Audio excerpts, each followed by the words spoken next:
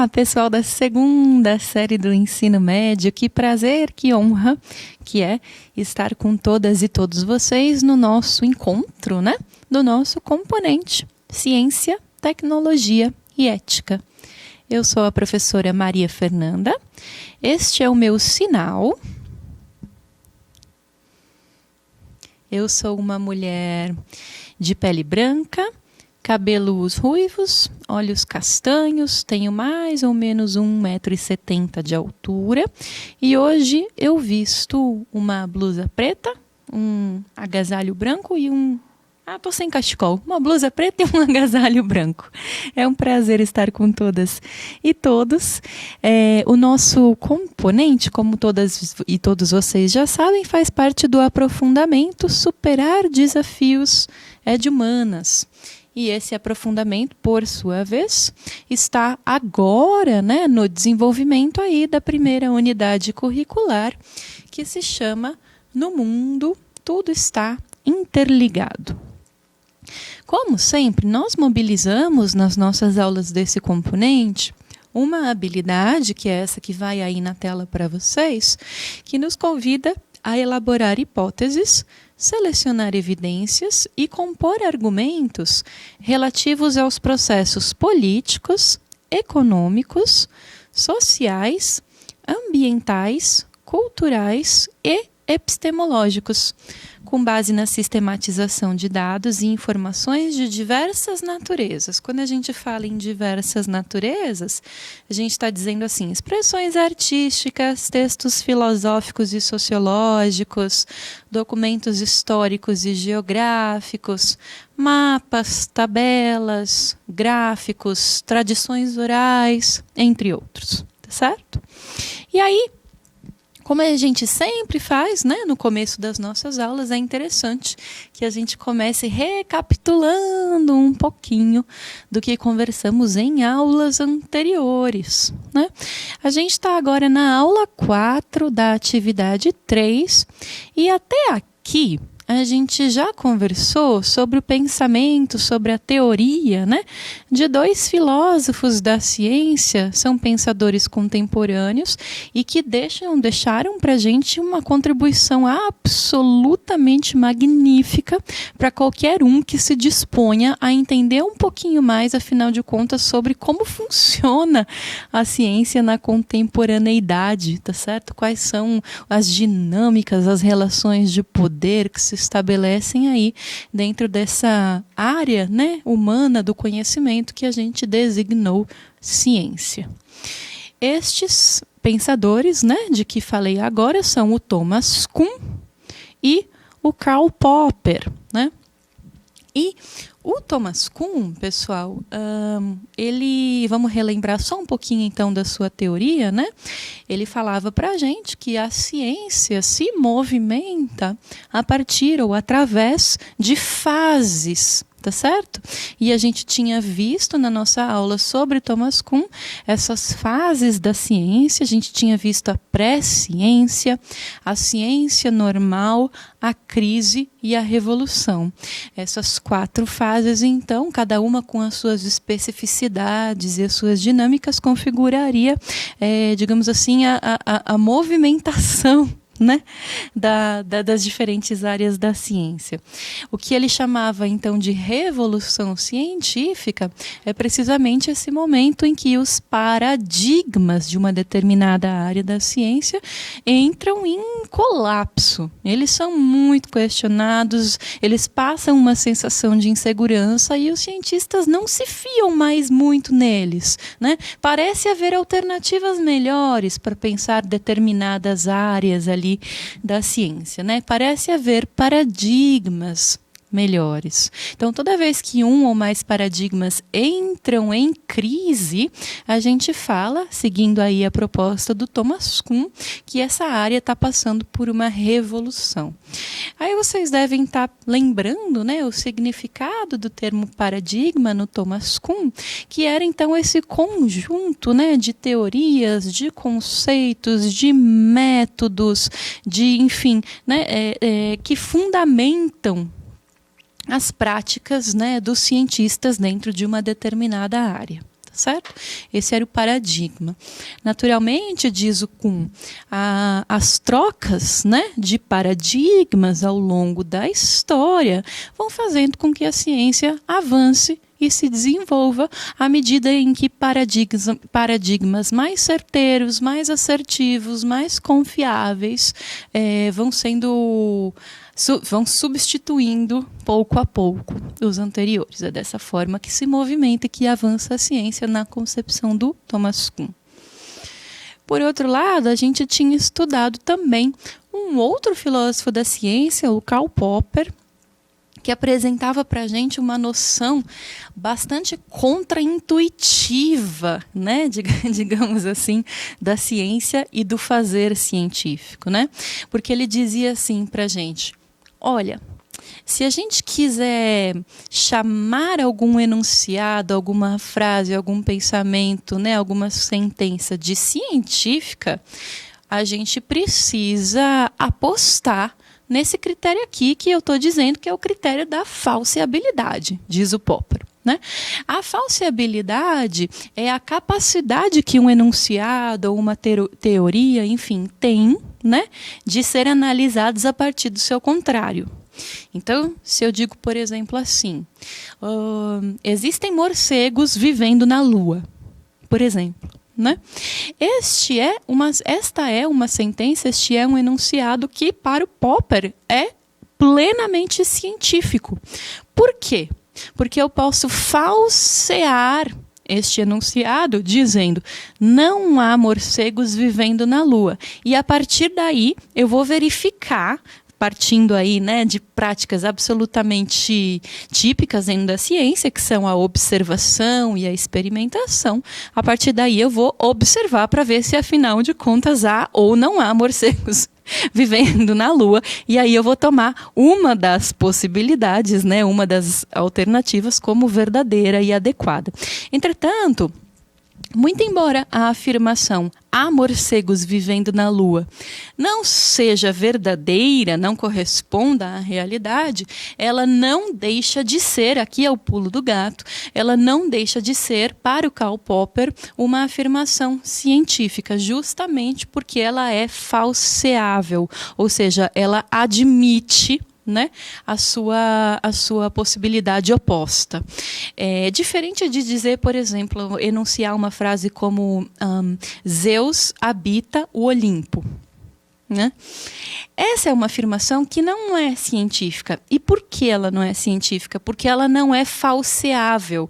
Ou seja, dizer Zeus habita o Olimpo e dizer Zeus não habita o Olimpo, né, a falseabilidade, dá na mesma, porque afinal de contas eu não tenho como verificar empiricamente, eu não tenho como observar na realidade se Zeus habita ou não o Olimpo, tá certo? E assim, outros enunciados que são impossíveis de verificação, de observação e experimentação na prática, também não constituem, para o Popper, ciência, enunciados científicos, certo? Então, só fazendo aí uma breve retomada, né, do pensamento de Thomas Kuhn e de Karl Popper, para a gente adentrar agora uma outra concepção de ciência, outros procedimentos científicos, né, que são colocados por uma certa escola de pensamento que se denominou empirismo lógico.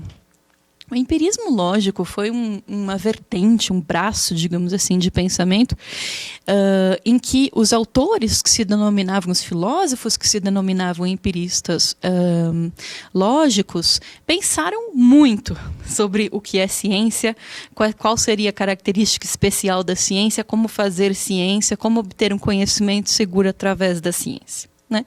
Só para a gente entender um pouquinho melhor historicamente do que a gente fala quando a gente está falando de empirismo lógico, a gente está falando então dessa corrente de pensamento que também se chamou positivismo lógico ou neopositivismo, né? Então é esse movimento filosófico que se concentrou principalmente na década de 1930, e que defendia, entre outras coisas, mas fundamentalmente, um certo princípio, que eles chamavam de princípio da verificação. Quem chamava de princípio da verificação, professora? Os empiristas lógicos. Dentre eles, os mais conhecidos aparecem aí na tela, o Carl Gustav Empel, né? E o Moritz Schlick. Esses pensadores alemães que defendiam a busca por uma ciência unificada e antimetafísica. Quando a gente fala em metafísica, e aí a gente vai voltar lá para as nossas aulas de filosofia, né? Quando a gente fala em metafísica, a gente está falando em todo aquele conhecimento que não necessariamente está conectado, né, a dados do mundo sensível, dados do mundo real. Então, quando eu falo, por exemplo, em temas como Deus, em temas como alma, temas como espírito, enfim, eu estou tocando basicamente em temas metafísicos. E o lance dos empiristas lógicos era precisamente de propor uma ciência que fosse completamente antimetafísica. Então, olha só, sobre o que não se pode falar, em algum sentido, sobre o que não se pode conhecer, então é trabalho vão. Tá certo? E aí, a grande questão que se coloca aqui é a seguinte, tá, mas afinal de contas, como definir o que é científico e o que não é? Porque se eles estão defendendo uma ciência antimetafísica, ou seja, uma ciência que só se preocupasse com o que efetivamente fosse científico, ou seja, com o que efetivamente fosse possível e passível de ser conhecido, bom, então a gente tem que ter um critério bem definido para distinguir o que é científico do que não é. E esse critério era precisamente o princípio da verificação, né? A doutrina, digamos assim, a tese do verificacionismo, que ficou foi muito mobilizada aí pelos empiristas lógicos, consistia no seguinte, num certo procedimento, né, para distinguir o que poderia ser considerado ciência e o que não poderia. Como funcionava o verificacionismo do empirismo lógico? Era o seguinte, eles consideravam que um enunciado só podia ser considerado cognitivamente significativo se existisse um procedimento finito para comprovar sua verdade. Quando a gente fala em procedimento finito, pessoal, a gente está falando de um certo procedimento que tem um começo, um meio e um fim. Tá certo? A gente não está falando nem admitindo a possibilidade de ficar infinitamente tentando comprovar, né, a veracidade ou a validade ou a legitimidade de um determinado enunciado. Aliás, muitos foram os filósofos que descartaram a metafísica como um ramo científico, digamos assim, dentro da filosofia, porque a impressão que dá é que a gente fala sobre temas metafísicos o tempo todo, a gente vai ficar infinitamente falando sobre isso e nunca vamos chegar a uma verdade, a um conhecimento claro e seguro, né? Então, o princípio do verificacionismo diz o seguinte, tem que haver, para algo ser considerado científico ou significativo, tem que haver um procedimento finito para comprovar a sua veracidade. Então, por exemplo, se eu digo assim, um enunciado metafísico. A alma humana é naturalmente bondosa. Esse é um enunciado metafísico, né, pessoal? Porque, afinal de contas, cadê a alma? O que é a alma? No que consiste a alma? Como estudar a alma? Como qualificar a alma? Horas. Tá certo? Né? Então, enunciados metafísicos, eles não eram considerados cognitivamente significativos para os empiristas lógicos. Eles eram pseudo-problemas e não passavam de pseudo-problemas. E por isso é que a ciência não deveria perder seu tempo, gastar esforços debruçando-se sobre eles, porque não há procedimento finito que possa nos levar a alguma conclusão sobre temas metafísicos. Eu tenho algum procedimento científico finito que eu possa usar para qualificar e quantificar a alma humana? Não tenho. Certo? Por isso é que os empiristas lógicos consideravam, então, as questões metafísicas como pseudo-problemas. Aí, pessoal, tendo isso em mente, eu coloquei uma questão aí na tela que eu vou ler para vocês e aí a gente vai pensar né? Se esses enunciados que estão na tela podem ser considerados científicos para os empiristas lógicos, né? Ou seja, cognitivamente significativos. Então, os enunciados que estão na tela são os seguintes. Todos os gatos são brancos. Esse é o primeiro enunciado. O segundo diz assim: a Terra gira em torno do Sol.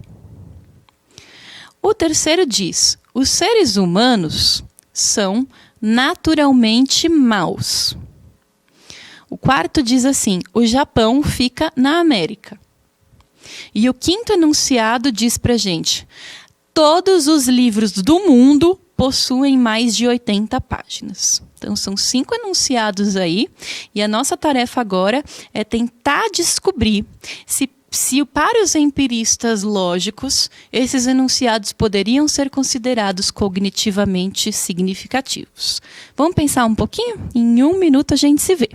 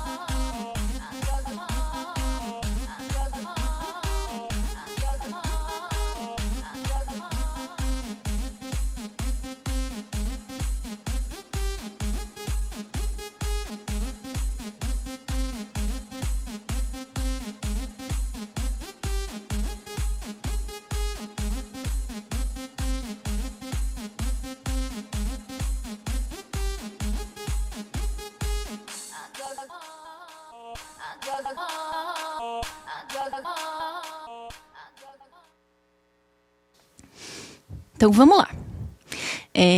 A resposta pode ser um pouquinho surpreendente, né?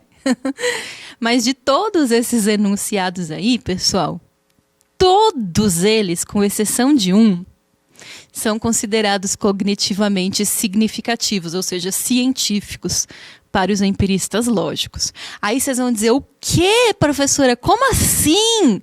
Dizer que todos os gatos são brancos, isso é cognitivamente significativo? Dizer que a Terra gira em torno do Sol, isso é científico? Dizer que o Japão fica na América, professora, como isso pode ser científico? Então, pessoal, a questão aqui não é a veracidade das afirmações, mas sim a cientificidade das afirmações. Vocês estão lembradas e lembrados que, para os empiristas lógicos, para que algo fosse científico, ou seja, cognitivamente significativo, a regra era o princípio da verificação. Se eu puder verificar isso, beleza, é científico. Se eu puder verificar com um procedimento finito, é científico. Eu tenho algum procedimento finito para verificar se a Terra gira em torno do Sol? Não só tenho, como isso já foi feito, né? Hoje já está demonstrado que, na verdade... Hoje já está demonstrado que a Terra e os outros planetas estão na órbita girando em torno do Sol. Tem algum procedimento finito para demonstrar que o Japão fica na América? Não só tenho, como já foi feito. O Japão fica na Ásia, porque a partir da observação, né, procedimento típico da ciência, eu consigo demonstrar que a veracidade desse enunciado está comprometida. O Japão não fica na América, ele fica na Ásia. Mas o fato de que esse enunciado é inverídico, não corresponde à realidade, não faz dele, não o torna um enunciado menos significativo cognitivamente. Por quê? Porque eu possuo um procedimento finito para verificar a veracidade e a realidade desses enunciados. De todos que estão aí na tela, pessoal, o único enunciado que não pode ser considerado científico é esse aqui. Os seres humanos são naturalmente maus, porque afinal de contas eu não possuo ninguém dispõe de nenhum procedimento finito para conseguir estudar a natureza humana, se é que existe algo como uma natureza humana, porque isso também é objeto de discussão filosófica e sociológica desde que existem indivíduos andando sobre a Terra, tá certo? Bom, aí, esse procedimento que a gente está chamando de procedimento finito para avaliar, né, a cientificidade ou a significância cognitiva de um determinado enunciado, ele meio que dividiu aí os empiristas lógicos ao longo do tempo. Por quê? Porque havia duas correntes dentro do próprio empirismo lógico que defendiam coisas diferentes em relação a esse procedimento finito. Tá certo? Alguns dos empiristas lógicos defendiam o que eles chamavam de verificacionismo forte. Então, eles diziam o seguinte: um enunciado, uma frase, uma asserção só pode ser considerada verdadeira se a verdade for conclusiva e verificada experimentalmente. Então, os filósofos do verificacionismo forte defendiam o seguinte: eu só vou considerar um determinado enunciado, uma determinada frase, uma determinada teoria como verdadeira se não só ela puder ser verificada por um procedimento finito, como também se ela for verificada e a resposta for conclusiva. Então, eu precisaria passar por duas etapas para que esses empiristas defensores do verificacionismo forte pudessem considerar uma determinada asserção como verdadeira. Então, primeiro, ela teria que ser passível de ser verificada por um procedimento finito e, além disso, ela teria de ser efetivamente verificada e sua testagem teria que ser conclusiva. Tá certo?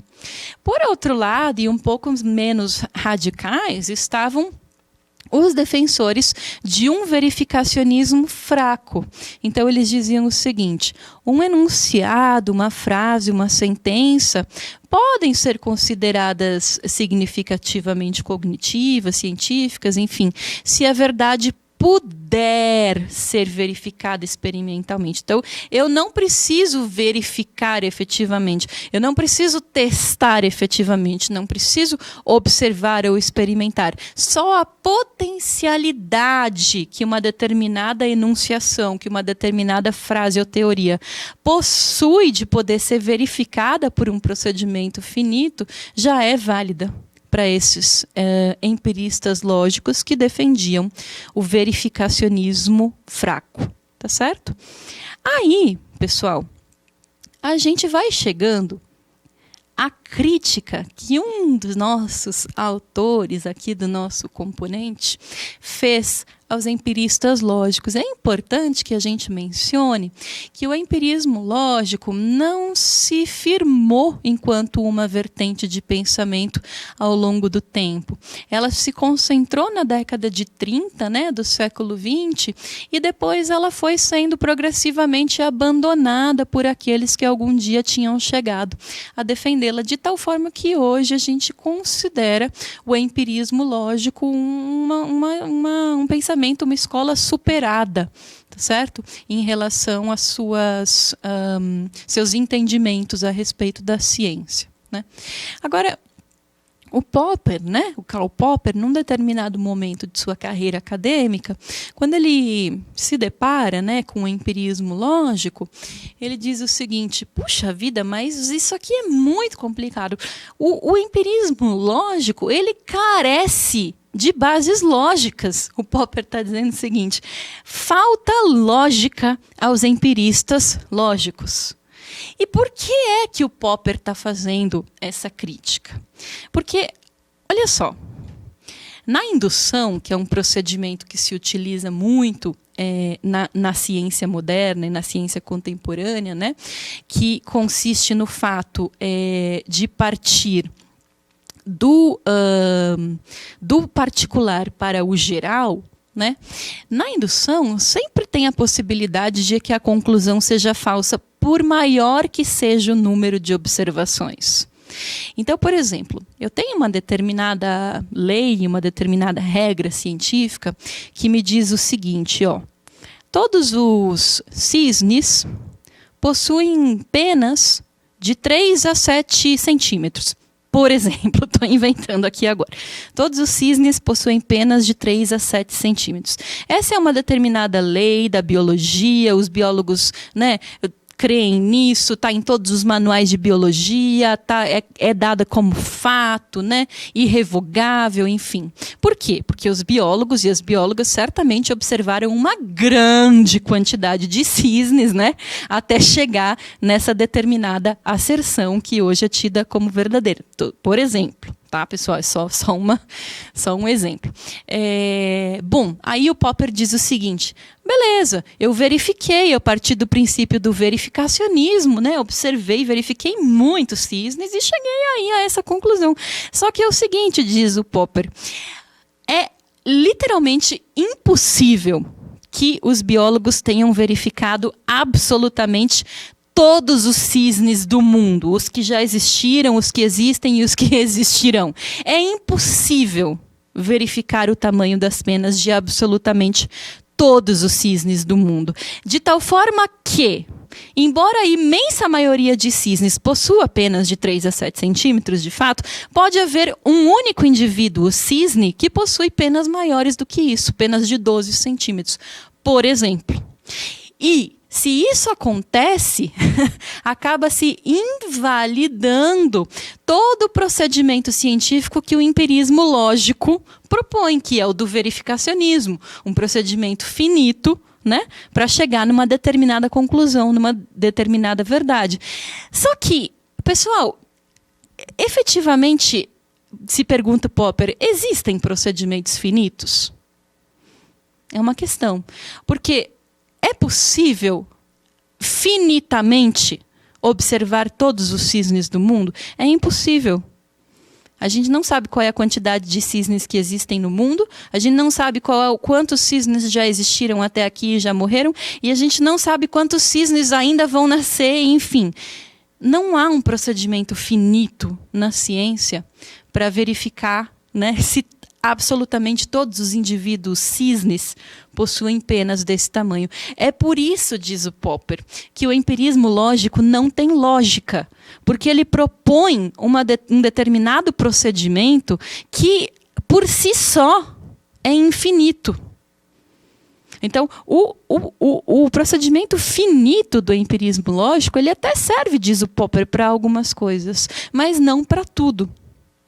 E se não serve para toda a ciência, então falta lógica ao empirismo lógico. Tá certo? Por isso que o Popper substitui a ideia de verdade definitiva por verdades provisoriamente aceitas. Então, olha só, até aqui verificou-se que a maioria dos cisnes tem penas do tipo XYZ. Mas é possível que no futuro encontre-se um cisne que seja diferente disso, enfim. São verdades provisoriamente aceitas, no lugar de verdades definitivas, como coloca o Popper. Tá certo?